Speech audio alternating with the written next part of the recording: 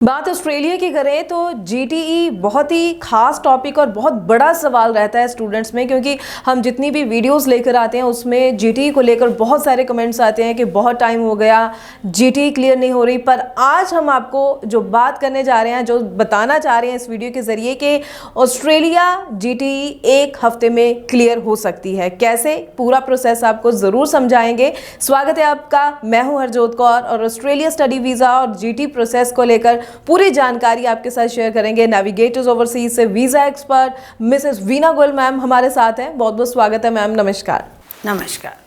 तो मैम, जीटीई जैसे कि मैंने शुरुआत में बात की है, अपने आप में एक बड़ा सवाल स्टूडेंट्स के मन में ज़रूर रहता है कि जीटीई क्लियर होने में आखिर टाइम क्यों ज़्यादा लगता है। और आप जैसे कह रहे हैं कि नेविगेटर्स ओवरसीज़ से जीटीई एक हफ्ते में आप क्लियर करवा सकते हैं, ये कैसा प्रोसेस है? कैसे आप एक हफ्ते में जीटीई क्लियर करवाते हैं?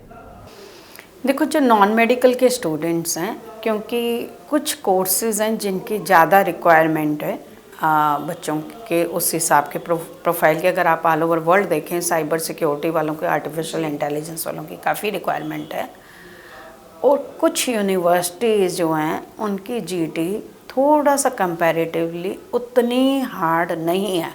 हार्ड मीन्स कि वो सारा चेक कर रहे हैं बच्चे को, हर डॉक्यूमेंट उसका सब ठीक होना चाहिए। लेकिन लीनियंसी कहाँ है कि आप कुछ यूनिवर्सिटियाँ कहती है कि जो आप फीस पे कर रहे हो उसके भी हमें प्रूफ दो 3 मंथ्स ओल्ड है।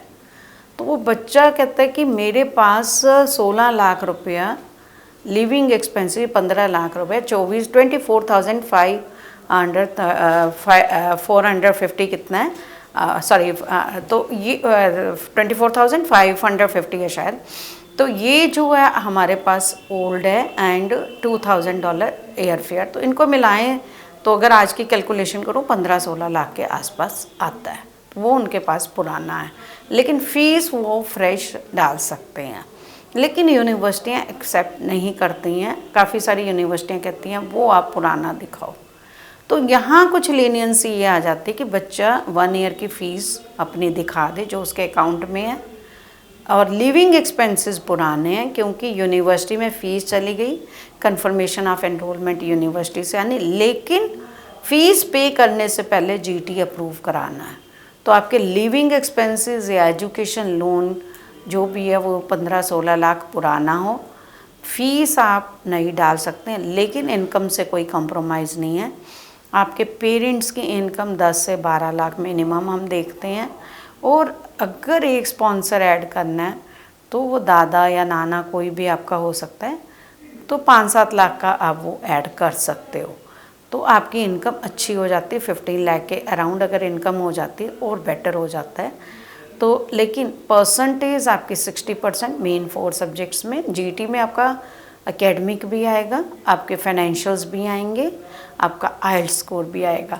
उन सबको मिला के आपकी एक जेन्युइन एंट्री होती है, जेन्युइन टेम्परेरी एंट्री जीटी जिसको बोला जाता है। अब आपके 60% नॉन मेडिकल के स्टूडेंट के जो है होना चाहिए बेस्ट 4 में, आइल्स 6.5 नॉट लेस देन 6। फंडिंग मैंने आपको बता ही दी है कि 1 ईयर का आपका जो है फीस वो चाहे आपकी अभी जमा हुई हो, डजेंट मैटर, लेकिन लिविंग एक्सपेंसेस आपके ओल्ड होने चाहिए या एजुकेशन लोन के थ्रू आप कर सकते हो। तो ये मिला के कंप्लीट जीटी प्रोसेस हो गया, वो हम आपका क्लियर करवा देते हैं। और आपका जब क्लियर हो जाता है फिर आपको यूनिवर्सिटी फ़ीस पे करने के लिए बोलती है। फ़ीस पे करने के बाद आपके पास सीओई आती है, confirmation of enrolment.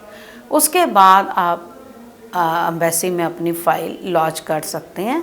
File launch करने के बाद आजकल वीज़ा रिज़ल्ट जल्दी आ रहा है और ये जी ठीक है। तो मैम, यहाँ पर एक सवाल मैं ये ज़रूर करना चाहूँगी, जिन स्टूडेंट्स के अक्सर ये सवाल रहते हैं कि बहुत टाइम हो गया जीटी क्लियर नहीं हो रही, आखिर वो जीटी डिले में क्या क्या खास तौर पर रीज़न्स रहते हैं? जैसे मैंने आपको बताया कि यूनिवर्सिटीज़ कहती हैं कि आपने जो फ़ीस जमा करनी उसका भी वो कहाँ से आया। और आजकल तो वो 1 ईयर का भी अगर आपने पुराने फंड्स दिखाए हैं, 1 साल पहले का भी सोर्स मांग रही हैं कुछ यूनिवर्सिटियाँ। तो वो डिले बहुत चल रहा है उस कारण जीटी में, या स्टूडेंट जो पेरेंट्स हैं उनकी इनकम कम है, या कई सारी यूनिवर्सिटियाँ बुटीक की इनकम नहीं एक्सेप्ट कर रही हैं। या एग्रीकल्चर इनकम नहीं एक्सेप्ट कर रहे हैं, तो हर यूनिवर्सिटी का अपना है। अगर मान लीजिए एग्रीकल्चर अब एज ए कंसल्टेंट हमें पता होना चाहिए कौन सी यूनिवर्सिटी क्या एक्सेप्ट कर रही है। एग्रीकल्चर इनकम के लिए आपकी ITR एक्सेप्ट नहीं हो रही, तो आप तहसीलदार से इनकम सर्टिफिकेट भी लेके रखो, क्योंकि ITR में तो आप जितनी मर्जी इनकम डिक्लेयर कर दो, लेकिन उसका प्रूफ है कि नहीं है वो बहुत ज़रूरी हो जाता है। पहले तो वो कहते थे आपके पास ITR होनी चाहिए, लेकिन अब ITR आई तो उनको लगा ITR तो हर कोई 8 लाख 10 लाख भी है, क्योंकि एग्रीकल्चर इनकम में तो टैक्स नहीं है।